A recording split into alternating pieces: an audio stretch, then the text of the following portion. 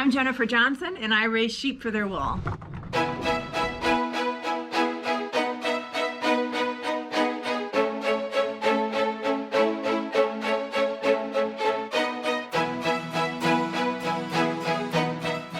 Autumn has arrived here in western New York. Maple trees are in full color with their brilliant hues of red and burnt orange. The temperatures are starting to cool down, and the wildlife around the farm are preparing for the harsh winter months ahead. Autumn is also the time when our festival season peaks in the grand finale for the year, the largest fiber festival in the country, the New York State Sheep and Wool Festival.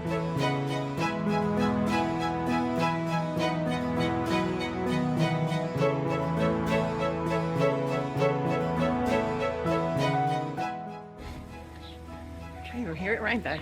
This is Saturday morning, it's around 8 o'clock. So I'm getting the booth ready for the day. The festival, commonly referred to as Rhinebeck, which is because it's in the village of Rhinebeck, but technically the name is the New York State Sheep and Wool Festival. The festival is east of our farm and takes place at the Dutchess County Fairgrounds, which is situated in the Catskill Mountains, close to the Hudson River, about 100 miles north of New York City. The Rhinebeck Fiber Festival always takes place the third weekend in October.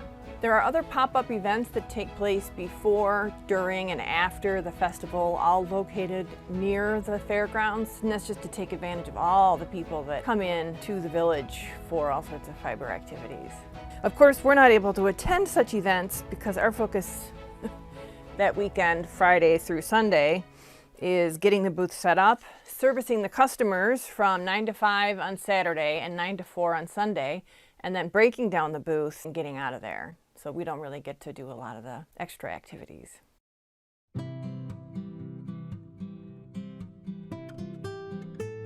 We have had a vendor booth at this festival for 4 years, starting in 2019. I was still working full-time for a company in addition to having the farm, compared to now where I am a full-time farmer. Also, I only had the rows for demo spinning at the booth. And I still had a lot of raw fleeces on offer, where now they sell out in the spring during my annual fleece auction.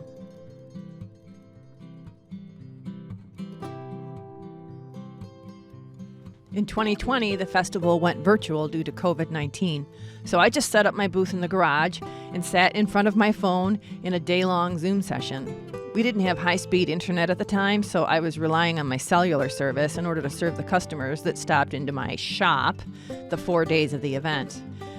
I had a lot more Magicraft supplies and the sheep hide kits, which I don't make anymore, and I had a small amount of roving. I hadn't started offering comb top yet. In 2021, they controlled ticket sales to 20,000 and spaced the vendors out, and they were also monitoring the direction of lanes inside the buildings to prevent face-to-face contact. I remember how happy I was to be back talking to all my fibery friends, and because of the controlled ticket sales, I was able to spend time with people that were interested in learning more about the craft of hand spinning. My niece Gigi came along to help that year. And this year I had the full lineup of demo equipment, and comb top was now our mill prep. And this was the year I realized I had outgrown our minivan and would need to consider renting a larger vehicle. 2022 was busy. As you can see, we had a lot of people browsing and enjoying the wheels. And I was still able to spend one-on-one time with people, which is really important to me. This year in 2023, we were slammed to the point where I was taking care of 3 customers at once for practically the entire day on Saturday.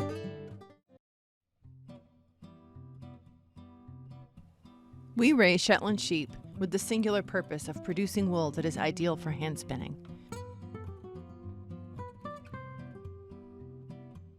I am also an authorized Magicraft dealer, and I hold stock of all the wheels, fiber preparation tools, and accessories. Our Fiber Festival booth always has Magicraft demo wheels for people to try, all the fiber preparation tools to play with, and then wool from our sheep in various forms. I try to offer wool products that satisfy the diverse range of fiber crafting possibilities. So I offer hand-processed bats that I hand wash, flick, and then drum card into bats. I also offer handmade hand-spun yarn. Then I try to provide mill preparations of our wool, so I offer mill-spun yarns and comb top in all 5 natural colors.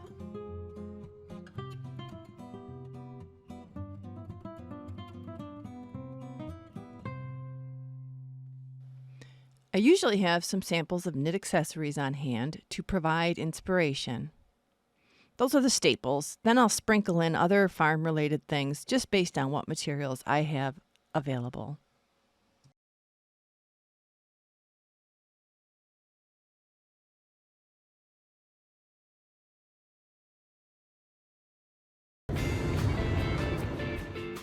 Our drive to Rhinebeck is a 5-hour road trip. The van is packed the night before so that on Friday morning all we need to do is take care of the sheep and then hit the road.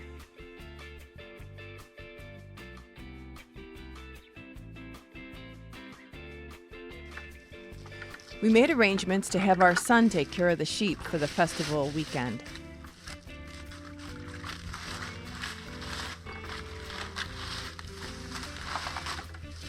Only a few more miles to the fairground once we pass this famous landmark, the festival billboard. Our very first stop is to pick up our comb top from our fiber mill. Our comb top is made from ram fleeces, ewe skirtings, and fleeces from our older ewes. Our premium wool is offered to hand spinners as raw fleeces, and these are sold in an auction that I set up on our website very soon after the wool is harvested in the spring.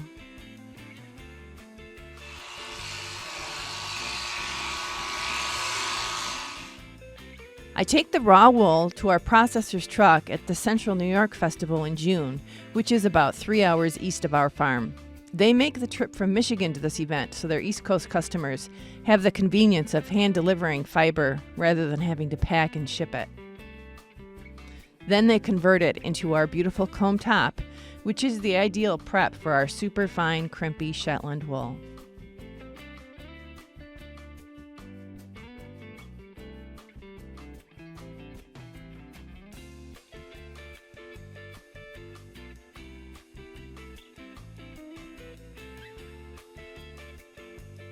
I picked up 30 pounds of comb top on Friday and had it available for sale the entire weekend. It came out beautifully, and as you can see from the before and after pictures, it was one of the top selling items in our booth.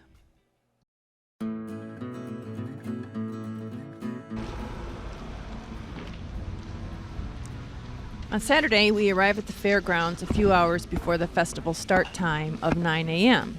Once we're happy with the booth and think it's ready, we like to walk around and check out some of the other vendor booths.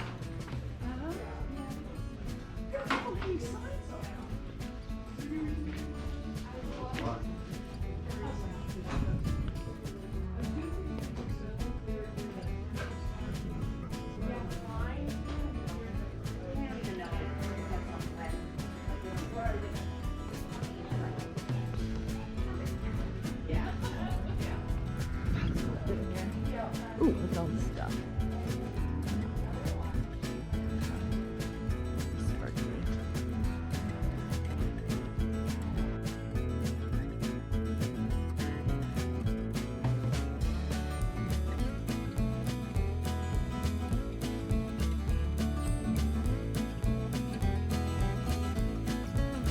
The wind's picking up. I don't know how you're set with ukuleles, but buy one there.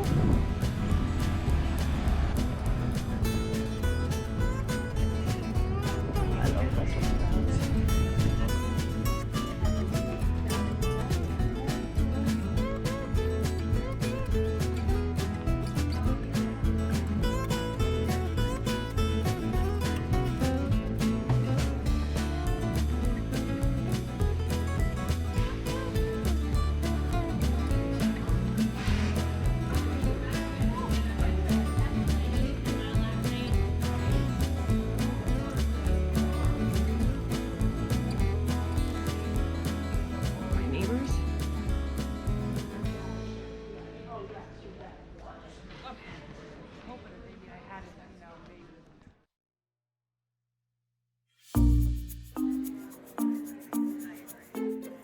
Rich and I split booth duties during fiber festivals. Rich is the one who is in charge of checking out customers,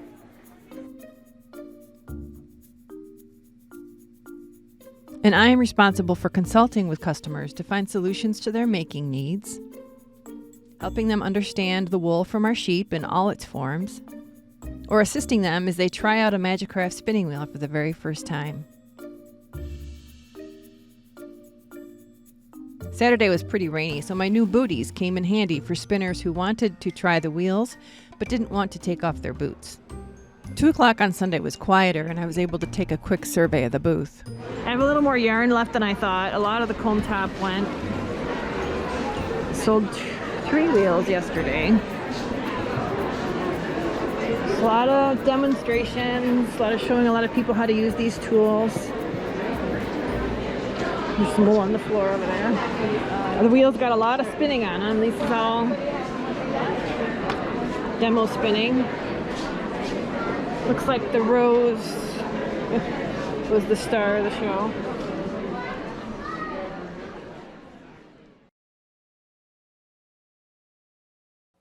We arrived early enough on Sunday before the festival began to be able to examine the remaining fleeces from the fleece show and sale. It's important for us as breeders to look at the wool being produced by other farms. There's always something we can learn. Shetland fleeces in the U.S. don't have a uniform type. Some are very long and straight, others are short with crimp, and many fall in between. They are all considered acceptable by the Breed Association. I think this variation makes it difficult for a hand spinner to source Shetland fleeces, especially if they're looking for a specific type. You can see this variation here, where these are all Shetland fleeces, but they all look very different. This one looks like Wensleydale or something. I mean, they're lovely. It's so funny about Shetland how it's... There's a couple of lamb ones that aren't quite lamb. There's the scorecard. So she got a red thing. So blue is the one you want. Blue, if you're a buyer, you always want to go with the blue if you trust the judges. And this is a scenario where somebody that's a little discriminating could do well, because if this is red, because maybe the judge isn't familiar with the breed, but it's something that looks like something you need for what you're going to work on, score. It's still here.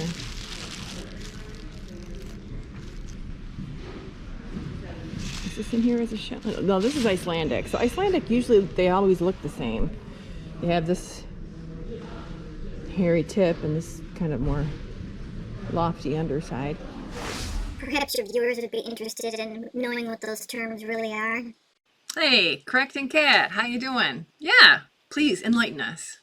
She's the correcting cat. She tells us this and that. Sometimes she wears a hat. She's the correcting cat. Icelandics are double-coated with a long, coarse outer coat, tog, and very fine undercoat, thal. The two fiber types may be spun together, known as lopi, or may be separated and spun individually. Tog yarn is suitable for applications requiring strength and wearability, such as in rugs, and the thal yarn is suitable even for baby garments. You're such a clever cat. Thanks a lot. Here's a Shetland.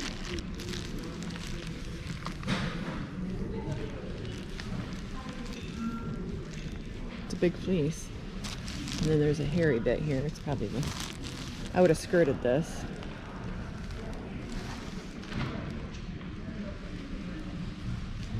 That's not bad. It's more of a wave than a frame. Right. And this is in as a Shetland.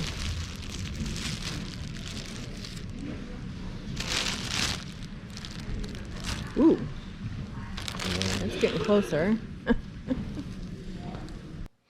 When I say getting closer, I'm talking about closer to what I like. Ooh. I have a Is preference. this one you said was the best? No, that one you looked at, I thought. And this one exhibits Better. the qualities that I like in a Shetland fleece. Is it Shetland? This is lamb. Or it's Cornwall or something? No, it is. Cornwall. Oh, this is really nice. I like it. If I were buying, I'd buy this one. I know, but it's because it's a lamb fleece. I'm just saying. Yeah. This But it one- got a red. the length. It got dinged for length.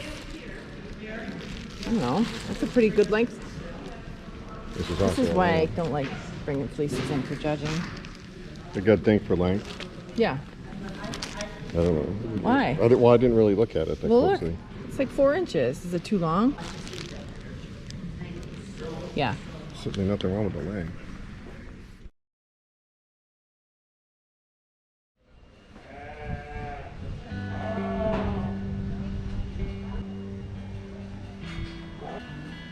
We make it a point to spend one of the mornings in the sheep barn, where you get to see a really nice variety of fiber-producing animals and speak to the farmers who raise them. Is this a horned Dorset? It's a Rhino. Oh my goodness. There you go. You must be so proud. I like that. Yeah. I like that.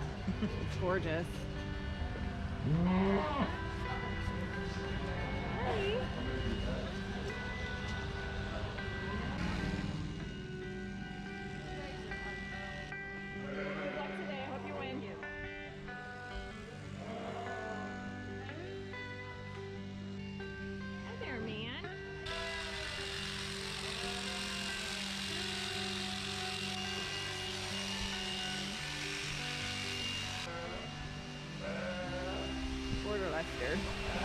You can see how they're blocked, like they've got them so they've trimmed their wool so they got a real nice flat top line. That's how you get good point.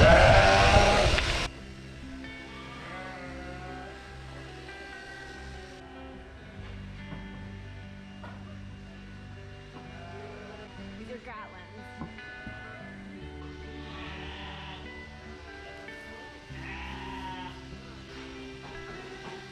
These are Shetlands. She's probably bought. This is a gull mugget right here. So he's got the little diamond eyes, and then he's lighter on the bottom and darker on top. So handsome. Yes, hello, handsome fellas.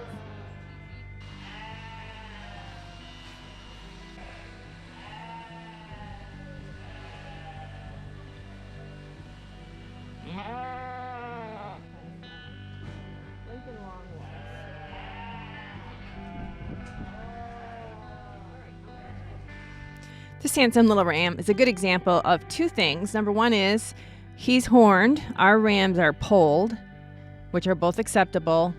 And these fleeces are a lot longer and not as crimpy as ours, but they're still acceptable. So it's an interesting example.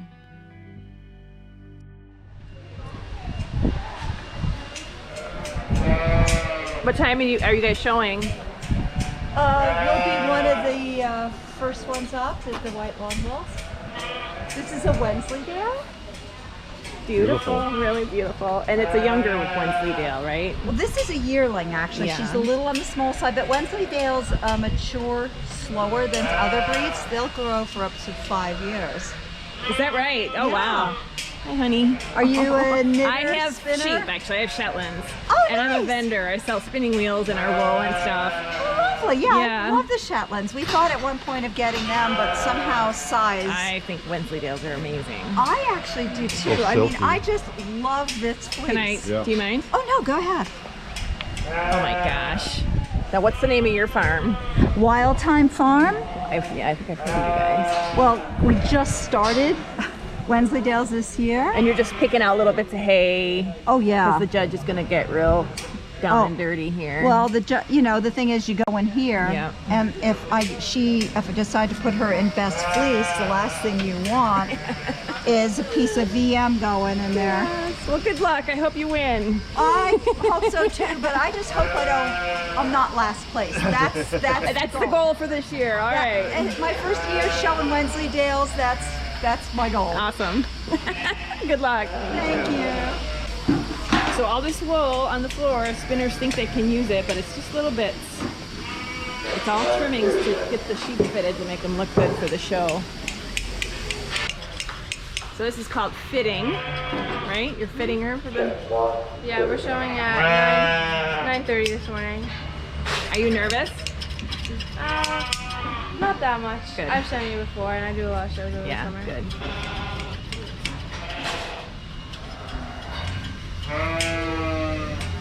What's this breed? There's some wrong with LCBM. Yeah, I like your wool. Yeah, they're a rare breed, so there aren't going to be any other of her breed in the show. But You're the natural colored one. yeah, I'll be a natural colored fine wool. Do you sell the fleeces? You ever have people use the wool? We usually make ours into yarn because we also have Romneys and Dorsets and crossbreds. So we sell like finished products and yarn. Great. What's the name of your farm? Penny Penny Farm. Penny Farm. Great. So this is a CBM, Ramildel CBM. Last question, can you tell me what that brush is called? Curry comb. A curry comb. Just getting her look like...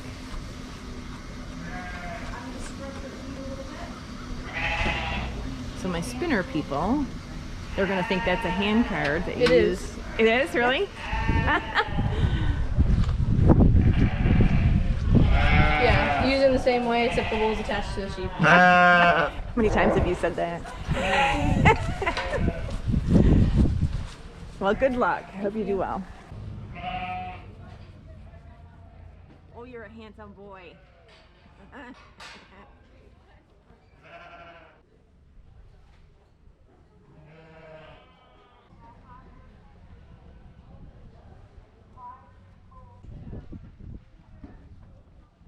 There's some Corriedales. Look at you, so handsome. Oh, you're good looking.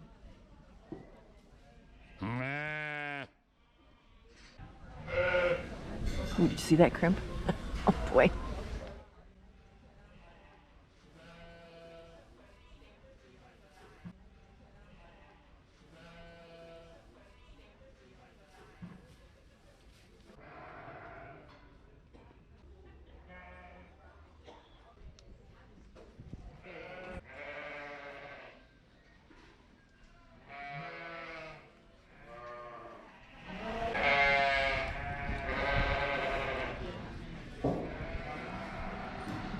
So these must be the Columbia. I don't think the Southbound's get this big.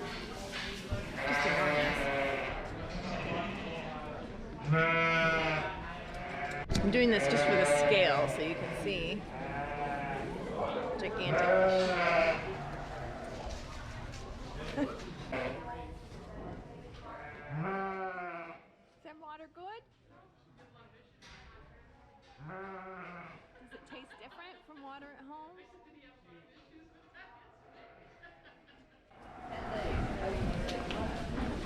Good luck today. Thank you. All right, so which barn did we come through? Oh, wait, so I can go on that one on the way back. This is the vendor barn that we walked through on the way back to our booth after looking at the sheep. So I just thought I would share another glimpse of some of the offerings at the Rhinebeck Fiber Festival. You can see there's a lot of vendors that are offering yarn and fiber to spin, but there's also other sheep-related products from specialty vendors.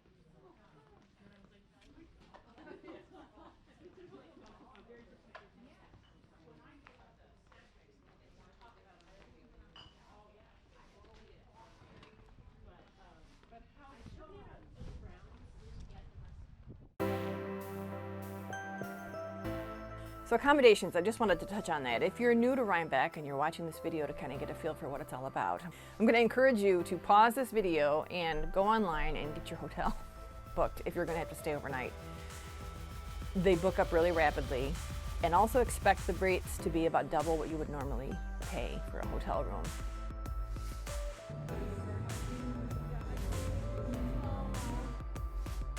Our hotel was in Kingston, New York, which is a very cool destination city of its own. It's about 20 minutes from the festival. We had dinner Friday night in the downtown waterfront area, known as the Roundout, which is full of cool shops and places to eat.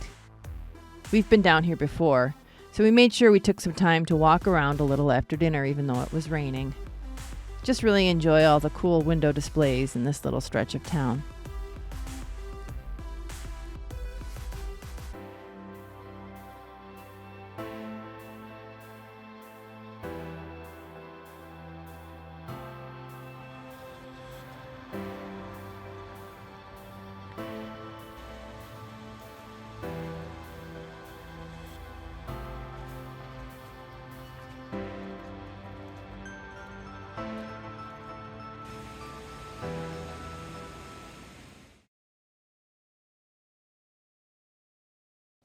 We pre-ordered festival souvenirs this year and picked them up when we arrived. If you want souvenirs from the festival, it is best to pre-order. I put this link in the description, which you can follow to sign up for notifications when the souvenirs become available next year. I loved the artwork this year, and because we pre-ordered, I was fortunate to be able to secure the very popular tote bag. I don't really use tote bags, but I just think this one is just gorgeous. I'll tell you a couple things about it that I love. Number one is it's long and it's broad. It's got a nice flat base. It's got a zipper, which I love. And then all sorts of really nice little pockets.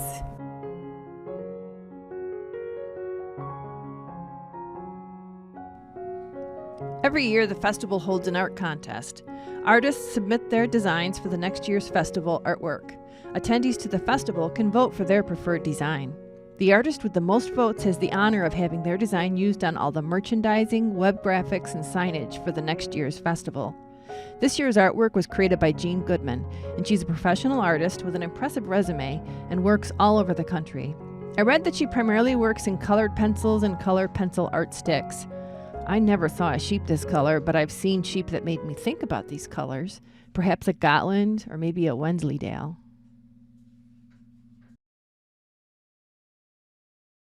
I keep on thinking about conversations that I had with people. It just makes me feel really grateful for all the support and appreciation for the work that we're doing here on the farm. Just really grateful for that. So to those of you that stopped by, thank you so much. If you stopped to say hello, and I'm sorry I didn't have more time to spend with you. Next year will be different. We'll do a better job. And thank you also for stopping by to watch this video. I hope you liked it.